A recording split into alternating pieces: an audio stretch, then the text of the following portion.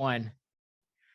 Hey everyone, if you like combat sports such as MMA, boxing, Kyokushin, karate, and even now hockey, the show that's 80% combat sports and 20% everything else, make sure to like, share, subscribe to the Drewsperience show, available on all platforms for audio and on YouTube. And just want to say thanks to a few supporters. First, KRT Tips and Tricks, One Kyokushin, Moments Management if you're a pro MMA fighter, as well as Martial Way blog. And with that, my guest today, wow, can't believe this actually happened. I mean, reached out to him. He's kind of famous for being on the goal celebration screen on TV for the New York Rangers. It's part of Barstool Sports. It's part of the Spit and Chicklets, the best hockey podcast on the fucking planet right now. So forget mainstream media. The one, the only, my fellow New York Rangers supporter and friend, Avery Zaretsky. Welcome to the Drewsperience, Avery. Drew, that was like the nicest thing anyone's ever said to me. That was a great introduction. I'll take that any day of the week.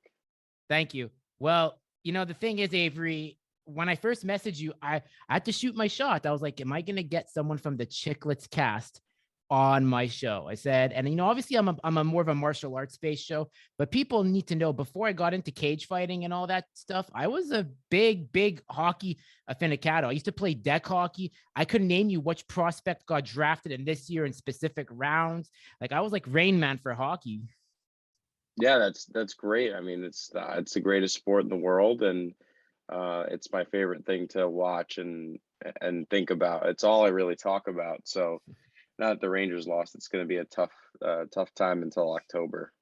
It's going to be tough, but I just want to say, first of all, I just want to say a big fuck you to every single Rangers hater that proved us wrong, and a big fuck you to every single Habs fan that said, "Nah, you're going to come back to Montreal when they're rebuilding." I just want to make it official here. I've turned in my Habs jersey, except my Alexei Kovalev one, because Alexei Kovalev is a Rangers OG. And that's one thing. And wherever he goes to or has played, I follow. So just want to say I've turned in my Habs jersey, and I just want to give a huge shout out to Nikita Kovalev, who got me back into hockey and to pick the Rangers. So I've been enlightened. I see the light, and I'm very happy to be a fan of the real Bleu Blanc Rouge, because America. Yeah, I'm right. Yeah, I love that. I think although they lost, it couldn't be a better time to be a Ranger fan. And I came on right when they were, because here's the funny thing. I took a break from hockey. So, I used to be a big Habs fan, but I used to like other teams too, because I like players on other teams. But then after the PK Subban trade, where all of Montreal just lost their mind, I was like, okay, this is really ridiculous. I need to take a break from hockey for a bit and just step away, not even like it. And then eventually when I came back, Nikita was like, dude, he's like, I know you like fighting, but your first love is hockey. He's like, he's like, what's your team going to be? I was like, well, I like Panarin. He's like, okay. He's like, you like Zibanejad because you're half Iranian? I was like, yeah. He's like, okay. He's like, so you like the Rangers? I was like, yeah, I guess I do like the Rangers, Nick. And then rest is history. Yeah, that's great. Anytime you can catch a team on this little, I guess you could say, rebuild, and I wouldn't even consider it bandwagon. So I think you picked the right team. I think I did too. I love Panarin. I mean, the way Panarin has just reinvigorated that franchise. That's one of the best signings I think the Rangers have ever done of the modern era. Yeah, he's a serious gamer. He steps up when we need him. I think there's a lot of underlying factors in this playoff run. I think he's playing a little hurt. So for the people who think he didn't perform well, I think he was great for us. I mean, he's the reason why we made it to the second round, and he steps up in big times. He's obviously being double teamed, and they're putting more pressure on him in the playoffs as to in the regular season. They kind of let him be a little bit more free. So it's hard to just pick on one player when it's an entire team effort. Yeah, exactly.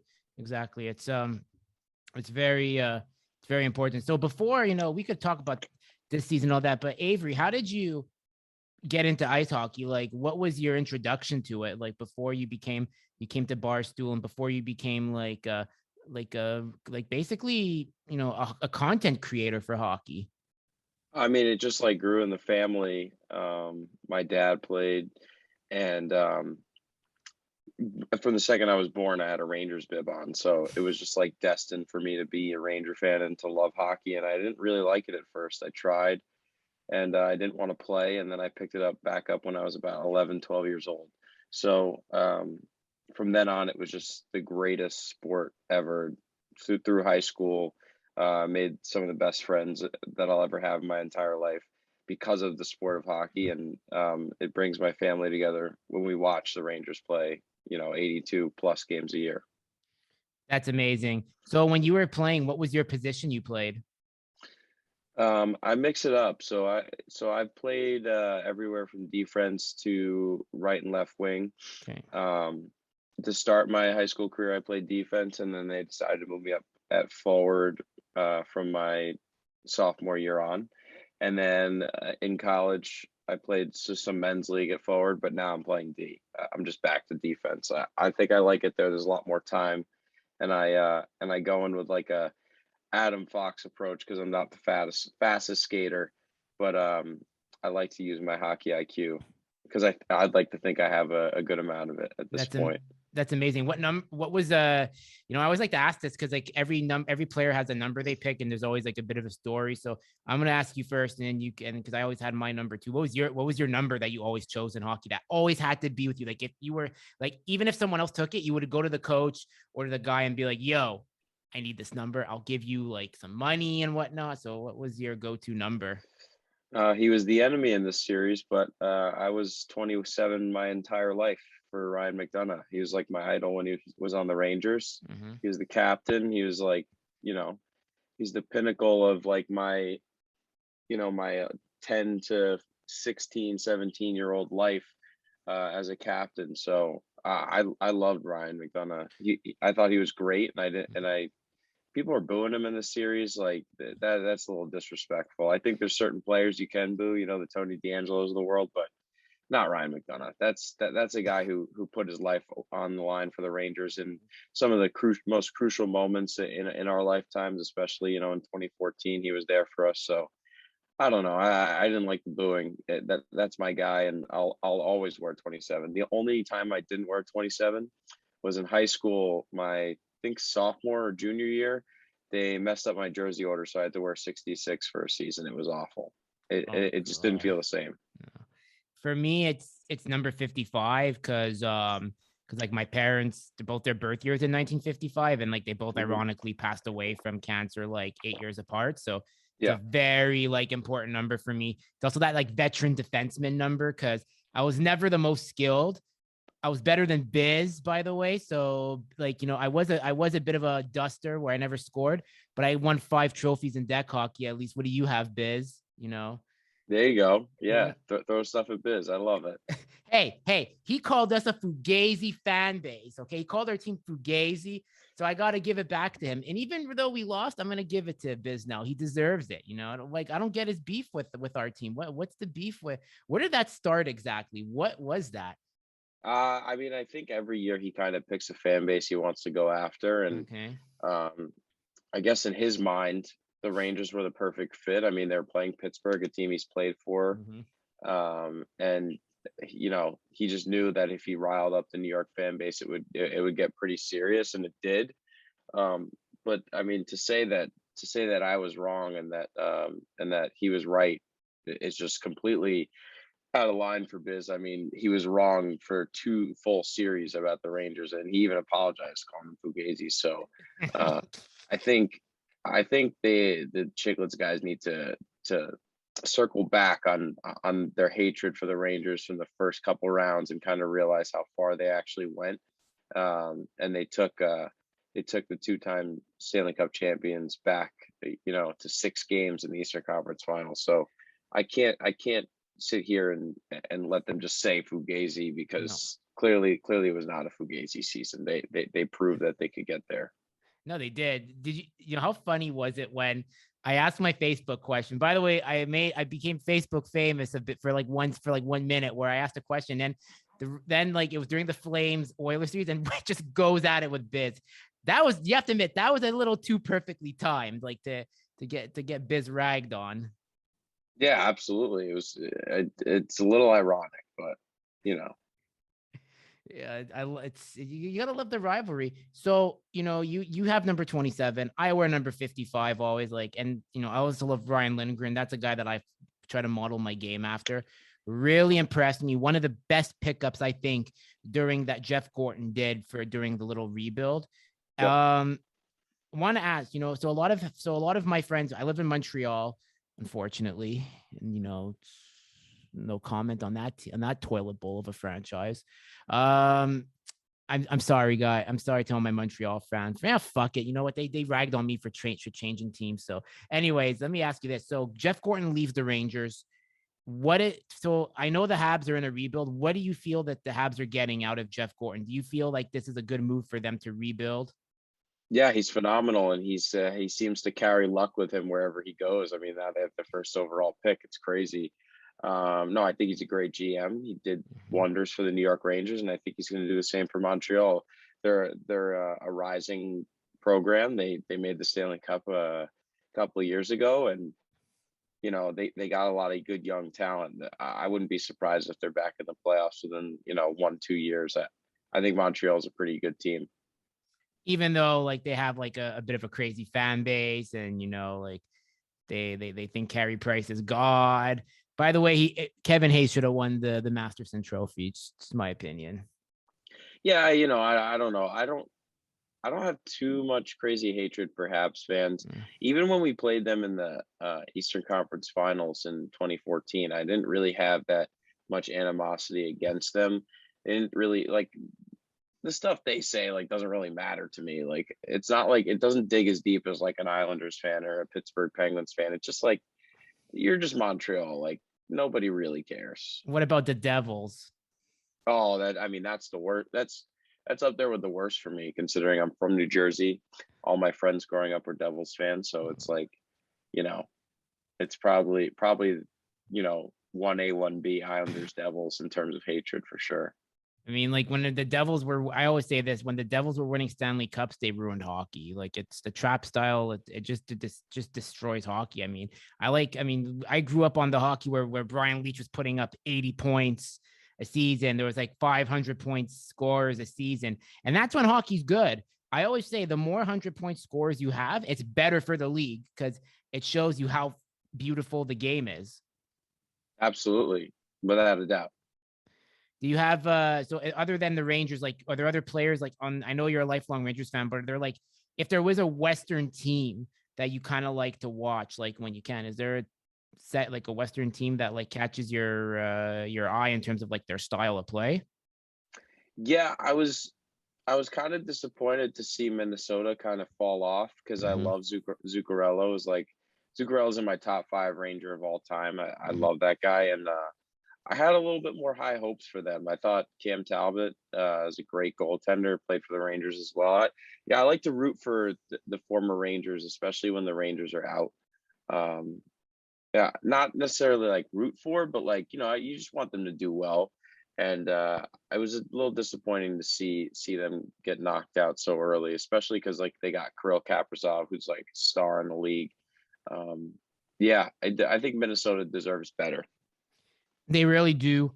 Kirill Kaprizov is such a treat to watch, man. That's the definition of a draft steal. Do you? Yeah. When you watch Kirill? So I debate this with the guy at my gym.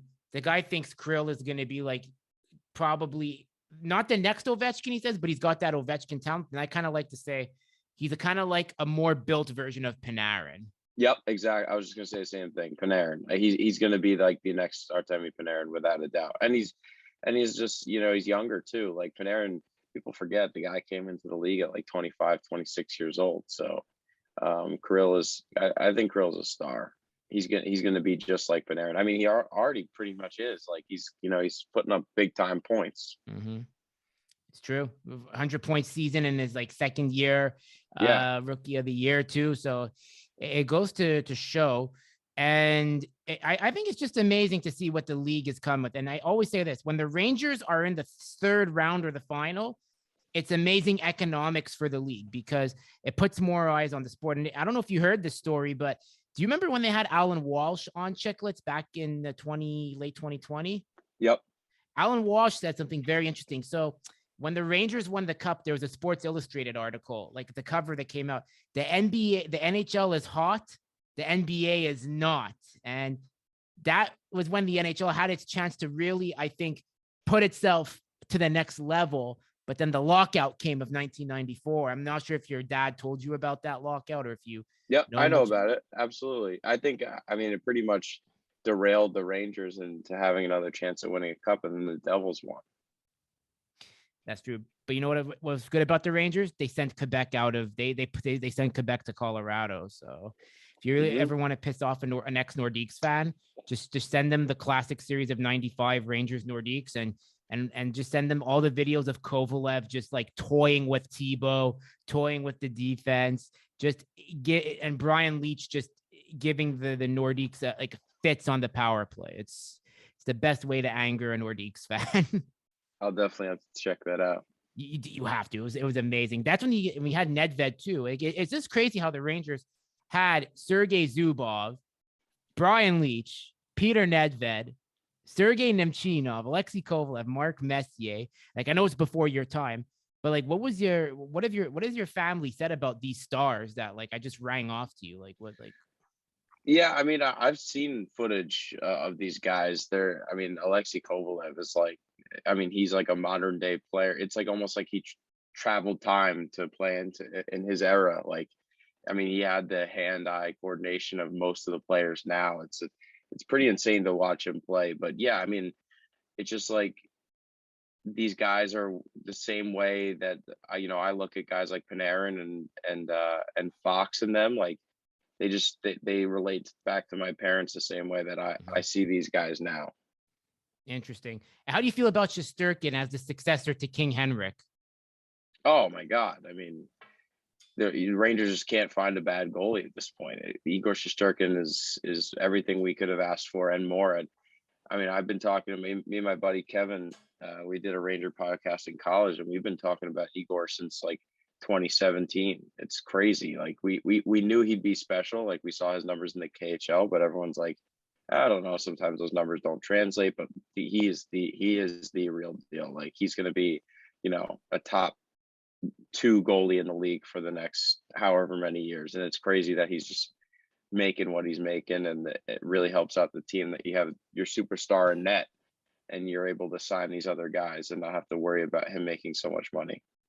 It's amazing. I love what you said there, especially in college, that you knew about him before. And it's like he's won everywhere he's gone. This guy. That's the thing. Like the KHL.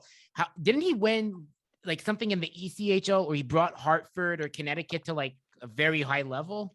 Yeah, they were really good in Hartford when he was there. Like he was putting up crazy numbers, and then like it was just accelerated. Like people thought maybe he'd be in Hartford for another year, but they were just like, it's time. Like this guy, and it was nice that they got a chance to bring him up while Henrik was still around, and Henrik could kind of mentor him. And then, I mean, a lot of the credit goes to Benoit Allaire. I mean, he just seems to be this goalie guru who has just pumped out amazing goaltender after amazing goaltender. And even the guys who haven't started for the Rangers, he's produced successful careers out of them, like Antti Ranta, Cam Talbot. Like, look at where these guys have gone and still succeeded when they're not with the Rangers. So a lot of credit to Benoit Allaire for sure. It seems that the Rangers do have like a system in place now, which they didn't have before. It seems, correct me if I'm wrong, but when Glenn Sather was there, like the Rangers were known as Mercenaryville. You just get the best free agent and find a way to mesh him in the lineup. Glenn Sather steps down because, the times catch up to him. He's more of an old school guy. Gorton comes in and they had a great core. So what do you think has been the key to the Rangers' success in terms of just developing players? I just think it's been like trusting the youth and letting the kids play. Like there's a reason why they're at the level they are now, and they kind of just, especially this year, they let the kids fly. You saw the kid line succeed, and it's going to take time. I think there's a lot of expectations for these 18, 19-year-olds to come into the league, and it's just a different game now. It's so fast, and it doesn't always translate from the college or the junior level to the NHL level. It's a tough game. Like you're rarely going to see a guy just come out of the draft and be this superstar player. Like everyone had a lot of high expectations for Lafreniere, and understandably so. He's a number one pick. He was a superstar in the queue, but it took a while for the game to translate and for him to gain that confidence. He had a tough time. Obviously, there was COVID season, and it kind of derailed him. But I mean, you see him in this last series and in this playoff run. I mean, he was one of our better, if not one of our best players in this run. I mean, even in this last game 6, you saw him draw that penalty, made 2 amazing moves, and it's like if he could just keep doing this and I mean, he's only 19 years old. This is going to be going on for a long time. So it's great to see. And then you got guys like Hedel or 22. The youth and the experience that they got this year. You can't even put it into words how important it was for the Rangers. Yeah, of course. I don't. And there's also, let's go back to what you said about Hedel. Now, Hedel was a late first rounder, and they drafted Lias Anderson. And now, what do you think went wrong with Lias Anderson? What that made Hedel like stay with the Rangers? Like, because you seem to know the prospects much better. And remember, I'm pretty rusty now on prospects, but explain to me from what you know and what you've done your research on, what was the whole issue with Hedel and the Lias Anderson debacle? Yeah, I mean, Lias was obviously a skilled two-way player. I mean, he showed it in juniors, and at the world level, he was a great player. It just sometimes it just doesn't translate. It just doesn't work out. And I mean, it hasn't worked out for Lias, and he's struggled everywhere he's been. There were flashes where you were like, you know what, maybe he could be this player. He has an unreal goal against the Devils. That was like a backhand top shelf goal, and everyone was like, all right, maybe Lias is the guy. But then it just didn't work out. And Hedel, people don't remember this. I mean, Hedel's been up and down in the AHL his entire career. I mean, he was at one point he was playing 50 games in the AHL, and that just goes to show like some guys need time. Some guys just need their time, and then they'll have that breakout. Like realistically, guys like Lafreniere and Kakko probably should play in the AHL before they play in the NHL. But expectations are too high now. Like that'll just never happen. You'll never see a number one pick play in the minor leagues. It just won't happen. But it should happen, is what I'm saying. So, it sucks that Lias never worked out. But everybody's got their draft busts. It's very true. It's very true. And I think I don't even want to label Kakko a draft bust, because I know there's some. No, he's not. He's not at all. And I always say this to like some of the other Rangers fans I've discussed with. I said, the guy's a diabetic. You have to remember he's got a medical condition. So this is going to also delay some of the stuff too, because they're trying to figure out his conditioning program, because when you have a medical condition like diabetes, or maybe you have some sort of a cardiac condition and you're a pro athlete, I think it will take more time, because the brass and team doctors have to find the right program for you, so you don't have like some setback where you have to retire early. Yeah. Kaapo Kakko's game speed just isn't there yet. You could see Hedel and Lafreniere have like bursted out, and you could tell that they can keep up. Kaapo Kakko just isn't there. Like when he gets a puck possession in the offensive zone or defensive zone, he's basically untouchable. Like his hands and his body positioning are A plus. Like, yeah, I have no retribution about that. He's an elite level when it comes to handling the puck in the offensive and defensive zone. It's about skating the puck in. When he gets the puck on the wing, like what's he going to do with it? He's just not there game speed yet. But I think that'll come. He's 20 years old. If the Rangers, re-sign him this year, which I think they will, I think he's going to have a great career as a Ranger, no doubt in my mind. I always said Kaapo's going to be a great 2020 kind of guy. Like he's going to be kind of like a Saku Koivu, if you remember Saku Koivu with Montreal. But like, I'll take that any day of the week. Yeah, and I'm saying that as a compliment, because Kaapo does have the IQ. And when it comes to Europe, now I love to have this questionnaire with like a lot of hockey fans that follow the European circuit. Avery, I'm going to ask you this: when you watch the World Juniors, do you like watching other than the USA? And I like Canada, but I have to because I'm from Canada. But when it comes to like other countries between Scandinavia, let's look at Scandinavia and Sweden and Finland. What Scandinavian country do you like watching the most of late? For some reason, Sweden, just like the way that they develop these skaters they're unbelievable. Like the Swedish defensemen, the way that they're able to skate and their agility is really fun to watch. I mean, we got Nils Lundqvist, who I think is going to be a phenomenal hockey player. His skating ability is second to none. He's unbelievable. Not Jesper. Boquist coming out of college, Adam Boquist, another guy who I really, not college, Sweden, another guy who I wanted on the Rangers for his skating ability. They praise his skating ability. Victor Hedman, another guy, just like these guys that they pump out, the elite skating defensemen. They're really fun to watch. And then, on the forward side, you just have a ton of elite talent. And then obviously Henrik Lundqvist, my guy. I love that story about Henrik Lundqvist, about like how I love the story about how Henrik came to the NHL, because he was a 7th round pick. The Rangers had Dan Blackburn, they had drafted Al Montoya, they had Kevin Weeks they got in a trade, and out of nowhere, like Hank won the 2005 Swedish League MVP, which is like the second best trophy in the world in hockey standards, and it just takes the reins. And Hank, man, I think he's got to be. I don't care if he doesn't have a cup. He deserves to be in the Hall of Fame for what he's done for the Rangers. Yeah, I don't think. I mean, a lot of people use the cup as like the end all be all in terms of the Hall of Fame. I don't think that'll be a discretion when they're trying to decide if Henrik's a Hall of Famer or not. I mean, he's not only so important to the game on the ice, off the ice too. I mean, he's just been everything for the NHL. He was the face of the Rangers for 15 plus years. He's a hero in New York, and it would really be a shame if he wasn't a Hall of Famer. I mean, he put up the numbers to do it. The only thing missing on his resume was Stanley Cup, and I think he'll be there. I think he might go down as the greatest player to never win a Stanley Cup. Has to. I mean, some of those Rangers teams, he was the last line of defense for, and it's just. But what he also did in the community too, like the amount of work he did with inner city children, terminally ill children, that speaks more volumes for his legacy, than I think sometimes winning the cup. As you said, it's not the be all end all. Like he's probably made the lives of so many terminally ill children who never even watched hockey and now watch hockey. He helped grow the game. That has to be a credential to get into the Hall of Fame. Absolutely, and I think it will be for sure. I mean, he was huge with the Garden of Dreams, and then he was looked at as a hero and a god in New York, and he put up the numbers to do it. So there's just no doubt in my mind that he's going to end up in the Hall of Fame. Something else about the Rangers.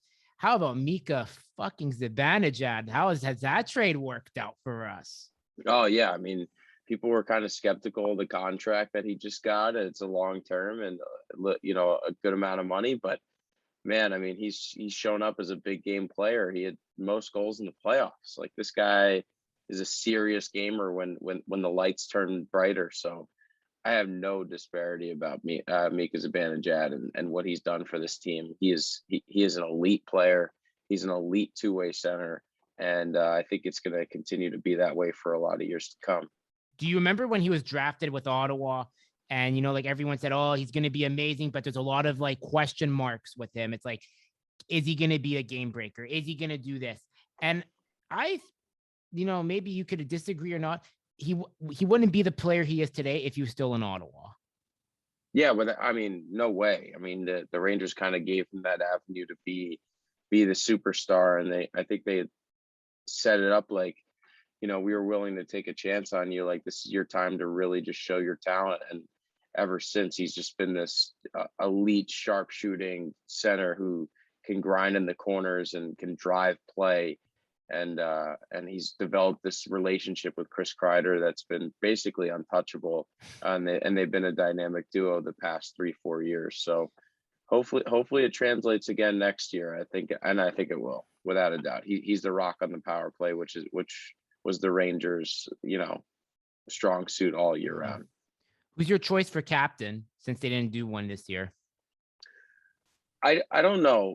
It's really tough to say, right? Because you got two guys, Fox and Kreider, but at the end of the day, you just don't know what goes on in the locker room. You don't know the big names. Like, you don't know who's stepping up where in the locker room, who's the big voice in the locker room. You never know, right? You could tell the way that guys act in press conferences, and Kreider, putting his hand over Mika and trying, answering questions for him because he's protecting his players. And then Adam Fox is just like, he speaks like a leader. He speaks like a Brian Leach. So it's a tough decision, but it's really hard to speculate because you just don't know what goes on in the locker room. But if I were to pick, I think I would give it to Kreider. I think he's been a forever Ranger, and he will be. Like, I think he's gonna retire a blue shirt. So I think he's just an ideal role model for that team. He's grown so much as a player. He went from, like, if you look back on the videos of him, in his early times, he was a very goofy player. He played pranks on the team a lot. Now he's like very serious and takes it seriously because he's been through all those runs, and he's seen really close chances at the Stanley Cup. And that's, I think, all he ever wants is a Stanley Cup. He's seen all his friends win Stanley Cups, who have left the team since. So now it's just like, it's his destiny to get that. Definitely. And he'll do anything in his power to get it. Oh, he will. I mean, he's so freaking fast. And it's just, the one thing though, and you say, speaking of pranksters, I have a conspiracy theory.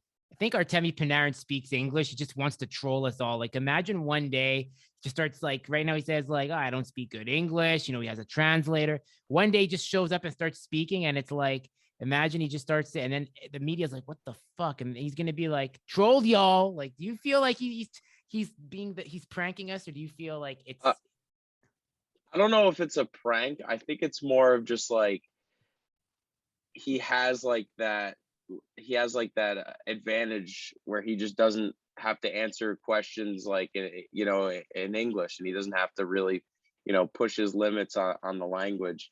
Whereas, when he has the translator, he can kind of manipulate it how he wants to answer questions, and there's less questions to ask him because it takes more time, with the translator. So he probably doesn't like answering the media that much. He doesn't have much to say. He's a pretty composed guy. He's funny, but he's very serious about his craft. So I think that the I don't speak English thing isn't all that true, but there's definitely aspects of it where he needs the translator for more like thought out responses, for sure. Oh yeah, that's a given. So you're a big Rangers fan, been talking about that, but you're also a content creator. You said you've had a podcast in college. So how did that start? How did you start building your portfolio in terms of hockey content to get to Barstool? What was that journey like? Yeah, the podcast was more of like a fun thing. I was just playing basketball like my freshman year in college, and there was a pretty like big basketball community at Quinnipiac where, like, you'd go to the courts on Wednesday, Thursday night, and there'd be a bunch of people there and you just play pickup. And I'd always wear like Rangers stuff. I mean, Rangers have been my entire life. Like, in my closet, you look, it's just all Rangers t-shirts, everything. And like, I just wear Rangers stuff. And there's another kid, Kevin, who would wear Rangers stuff. And then we just would start talking for like, 10, 20 minutes at a time about the team. And then it started being like 30 minutes and 40 minutes. And then it would just become like, we wouldn't even play basketball. We just talk about the Rangers for an hour. And we're like, well, why don't we just like do this on the podcast or whatever, right? We started the podcast, I have connections with the Rangers, so I was able to get us interviews. We did Sam Rosen. We had some pretty big names on. Stefan Matteau, who's a good family friend of ours. He came on. So we had some great guests, and it did really well, and it won a couple of awards for the school. But it wasn't really like my path to Barstool. It was more of just a passion project, and it was a way to kind of, share the way Kevin and I felt about the Rangers to everyone else, because we felt very relatable in our opinions on the Rangers. We were always positive people. We never really bashed the team. That's amazing. Yeah. That's it's crazy how and that's how my show kind of started too. Like, it's just a passion project, and then you're speaking with pro fighters, and then you're speaking with hockey people. Like, my first hockey interview, like it was Kovalev's kid. And I got to really give Nikita a big shout out for that. Like he doesn't like being in the spotlight, but he was the one that gave me my shot to do hockey. And he's like, yeah, he's like, I'd love to be your first hockey conversation. And, I don't bug him too much because, he's busy with his stuff, but, and his hockey journey, but, you just need one that lights that fire, and, and then everything falls into place, I guess. Right. Yeah, absolutely. You just need, there's just one, there's a quick way into the hockey world. All it takes is this one little push to really get your content game growing, I think. Mm-hmm. And then how does that lead to Barstool? Like, how did that happen? So so Barstool has like this college program called the Viceroy Program. And I always had a knack for social media. I was just like always tailing the Rangers, and I was on Twitter all the time. And I just like, I felt like I needed to do more in the social media aspect. And there was an application form for Barstool Sports to be an intern there. And this is my freshman year. I applied out of 10,000 applicants. I was one of 100 that got invited to the Barstool office, and they interviewed me. And they're basically like, "You're too young. Like, you have the intangibles. You have like, you're gonna be here eventually. Just like go back to school, join the Viceroy program, run the page, be a star, come back to us with all the growth that you've shown with Quinnipiac, and I think it's going to work out for you." So I went back. I ran Barstool Quinnipiac for 4 years there. My junior year, I went in for an interview, got an internship, did my internship, went back to school. There's like a famous video of like, I like tried to be Dave's guy, and Dave was basically just like, "You have to drop out of school." And I didn't want to do it. I didn't want to miss my senior year. And he was like, "You're an idiot, like get out of here." But like, it wasn't like a get out of here, like you're fired. It's just like, you're just not going to be my guy. So I still was doing work for Barstool when I went back to school. And then COVID hits. We have to leave school early in March. I go into the office around like June, July, when Barstool Radio starts going back into the office. We did it remote for a while. And then it kind of just like led into me getting, the macrodosing podcast, being the producer of that, and meeting all the Chicklets guys and getting on the road with them. So then it really started upping my career, and then I ended up getting a full-time gig. So it's a long progression. It was a long time, especially because I started communicating with Barstool so early. So, I mean, I've only been full-time for close to 2 years now, but it feels like 7 because I've been communicating with Barstool for so long, and it finally worked out. That's amazing. And when someone comes to you, Avery, and they say, "Avery, I see what you do. I want to do what I do. You do." What do you tell them? Like, what advice do you have for someone that wants to get into content, like sports, like content, whether it's to do a hockey podcast or like what I do, that's a mix of MMA but with hockey too? Like, what's your advice for someone that wants to do what we do, basically? I always have 2 words that I tell people. I say, be persistent and consistent. You have to, if you want to build a fan base and you want people to really follow what you do, you have to have consistency, right? If you're going to post a podcast, you have to have a set time and day that you're going to do it, because people will wait. Like people, like with macrodosing, the show I produce, if I'm a second late posting it, I'm going to hear about it. Like people are going to tweet me about it because people are ready. Like people want to hear your stuff, and they want to hear it on a consistent basis. You miss a week and people freak out because they grow this like mentality that I'm going to listen to this person every week because I really enjoy it. It's just like watching the Rangers every other night, right? Like I have like when they put out their schedule, I know that they're playing the next night, and I'm thinking the whole day before, I'm so excited for this game. It's Rangers Devils, 7 o'clock on a Friday night. I can't wait for this game. And it would be like if the Rangers like canceled the game, or it was like, we're pushing it back. It's just like, it ruins your whole week. So you have to have consistency and then persistency. Like keep, if something knocks you down, if you don't feel like you're having the listeners, you don't look at the listeners. Just keep posting, keep being persistent, keep trying to find guests, keep doing things outside of the box, and then eventually it'll work out. I always say, like, even if you're even if you feel like you're doing a podcast, 5, 6 years, and you feel like nobody's listening to it, all it takes is that one listener who listens to it and says, you know what, this person has potential. You look at Frank the Tank. Guy was writing sports encyclopedia. He was writing blogs for 12 years to nobody. Nobody. All it took was one video of him complaining about NJ Transit, and now he's a superstar at Barstool. That's and amazing. Everybody reads his stuff. That's amazing. And so when you got into Chiclets, how was so I know like I always want to ask this. I know you're friends with Whitney, even though Whitney and Biz, like you like to go back and forth with them, even though I was just taking shots at Biz. I just want Biz to know, like I just want to like say to you and the Chiclets guys, both like throwing shots aside, I mean, you guys are an amazing podcast. Like you guys make every listener feel like they're part of the family. Like, when I was going through like, because when my dad passed away, Chiclets wasn't in existence yet, but grieving does a lot of stupid, everybody grieves loss differently. If you had friends that have lost like loved ones, Avery, or if you've ever lost a loved one, like grieving can really do some stupid shit to you. Yeah. During the dark phase, Chiclets is what kind of got me through that. Like when I was taking a break from hockey, I was ironically listening to some of Chiclets just for Biz and Wit to go at each other. And then now, like when I was going to Palliative to see my mom, like on my way there, I just like pop in an old episode of Chiclets. And you guys, I just want to say, you guys do such a good job of really bringing people together, even if they're not really from a hockey background. Yeah, I'm lucky to even be a small part of Spit and Chiclets. They've like welcomed me in as the Ranger guy and this guy that they want around them on these big trips, and it's really special. It just like it goes back to like what makes a great podcast great is that they're extremely relatable. They talk as if like you've been friends with them for 10, 15 years. No, that doesn't matter who you are.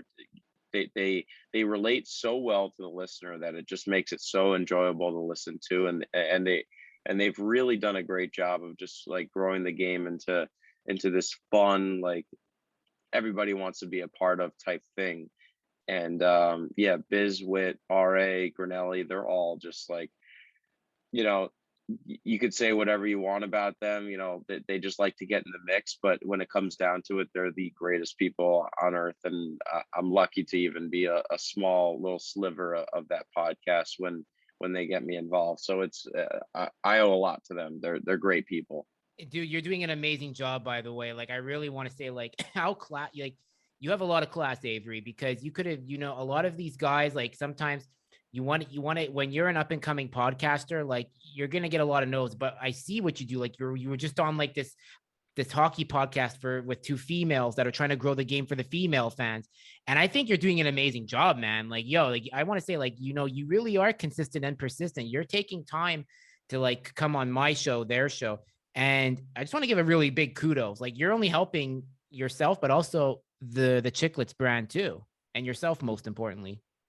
Yeah, it's funny. I've never really looked at it that way. I just like, I see myself and a lot of other people as like, if I was doing my own podcast still and I asked somebody to be on, I would want to have the same level of respect there for me. You know what I'm saying? Like, I just like, if I were to ask a guest and they were to say no, I know that feeling. It's disappointing. And I just want to be there for the other podcasts, whether small, big, doesn't matter. Doesn't matter to me. I just want to like keep myself available and be able to, because talking Rangers hockey, talking hockey in general, talking about the people I really care about is my favorite thing to do in the world. So I'm always down to do whatever podcast or show. It doesn't matter. I see myself in a lot of people in that aspect where I would want that same respect if I was asked to do a podcast or I asked somebody to do a podcast. So that's just how I feel about it. You're a real mensch. Your parents brought you up well. It's from one Jew to another. You're a real mensch. And by the way, where if I may ask, because fellow tribesmen, for those who don't know, that's like another way of saying fellow Jew, basically. So tell me, where's your family roots from? Like, which part of Europe did they come from? Poland and Russian. Oh, for real? Yeah. Oh, I like that, dude. Oh, okay. My mom's side is Belarus and Russia, so it's. Oh, very nice. Yeah. The ski is very is Polish. Yeah, it is. It is. Well, my mom's last name was Litwin, so the massive family. Like I know, and then you saw it said Michael. Michael is my dad's last name because my dad was Iranian. That's why I said I'm a big Zibanejad fan. So I'm half. There you go. Yeah, that's why. But so yeah, man. So so being from New York. I mean, and Connecticut. You're where New Jersey. You're New Jersey, right? I'm in New Jersey. Yeah, Okay. I grew up in North Bergen, New Jersey, which is like, I mean, it's a stone's throw from New York City. I could get there in 20 minutes. Did you ever go to Brighton Beach though? Because that's where all the Russians go. Like that's like it's a cultural spot for the Russians. No, I've never been there. I'm not like super cultural, like in terms of like Russian. I can't speak it. I'm making it my goal within the next year to try to learn at least a little bit of Russian. It'd be Mhm. cool if I was just like able to talk to Artemi because I've met him a couple times. It'd be really cool if I was just able to talk to Artemi and Igor and like have like a decent conversation. So that's one of my goals for sure is to learn Russian. But no, I've never been there. I've heard about it, but never been. Amazing. So and I'm doing the same thing too. Cause but ironically, my mom, when before like she had to go to palliative, she was like, no, she's like, I never understood why you never learned Russian. And she's like, it's kind of my fault because she was born in Canada, but she just felt like, I'm Canadian, why should I have to learn this language? But then over time, she's like, I think you need to know where you come from because she said there's a lot of history we have. And she's like, when this, stupid war is done, she's like, I do want you to go to Russia to see the history there because it's very important. And she's like, I want you to watch a few KHL games while you're Yeah, down there absolutely. and see get a jersey like SKA or I'm gonna get a Moscow Dynamo jersey. It's Moscow's they've had so many good players, but yeah, man, what was it like? So you met Artemi and Igor. What was but Igor speaks English apparently. Like he's actually pretty fluent, isn't he? I don't know for sure. I don't think. I mean, Artemi has shown more signs of knowing English than Mm, Igor. I don't really think Igor said much in English, especially in his press conferences. But I'm not sure. mm. I've only met Igor once, but I've met Artemi multiple times, and they're both great people. Hockey players are the best guys in the world. Yeah, I mean, there's and I mean very few stories about bad hockey players. I mean, yeah, I mean, like it's just that if you're in Canada, it's harder to meet them because they're in a fishbowl, so they want to keep it private. But I guess Yeah. if you're in the US, it's much different because you have basketball, football, baseball as the number one sport. So it gives you kind of more access to a lot of the guys and whatnot. Yep. Without a doubt. That's amazing. That's amazing. So what are the goals for 2022? I mean, I don't want to say beyond because you never know, but basically with what you've done, becoming kind of known as the Ranger guy on Chicklets, what's the goal for the rest of 2022 for you?